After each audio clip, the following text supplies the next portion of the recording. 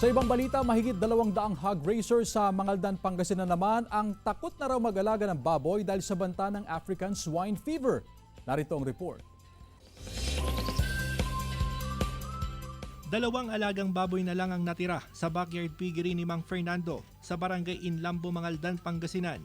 Nakatakdapang katayin ng mga baboy para sa isang salo-salo.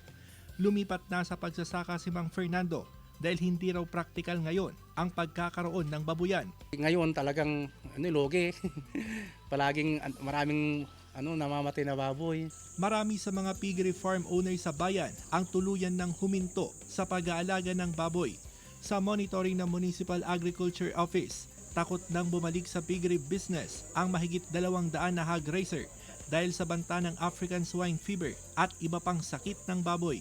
Kaya hindi ko namin sila na-advise kasi ang sabi ko, at your own risk muna, sabi ko. Aminado rin ng LGU na inaangkat na sa ilang karatig probinsya ang mga kinakatay na baboy sa bayan.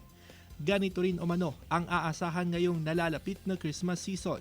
Posibleng sa susunod na taon na babalik sa pag-aalaga ng baboy ang mga hog racer, lalo kung meron ng bakuna kontra ASF. Russell Simorio para sa Mornings with GMA Regional TV. Pasintabi po sa maselang kwento, patay ang 1 taong gulang na batang lalaki habang sugatan naman ang 8 taong gulang niyang kapatid matapos ang hostage taking sa Sitio Sangingan, Barangay Concepcion West, Saragosa, Nueva Ecija. Ayon sa PNP, biglang pinasok ng sospek na si Julio Cesar Ton, 38 anyos, ang tinutuluyang bahay ng mga biktima saka hinostage ang magkapatid gamit ang kutsilyo. Umabot daw sa 5 oras ang negosasyon sa pagitan ng pulis at sospek.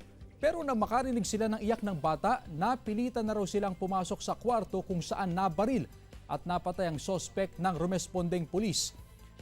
Habang wala ng buhay ang 1 taong gulang na si Prince matapos na gilitan. Tumanggi magpa-interview ang PNP pero hindi pa raw malinaw ang motibo sa krimen, lalo't dayo lang doon ang sospek na tubong abra.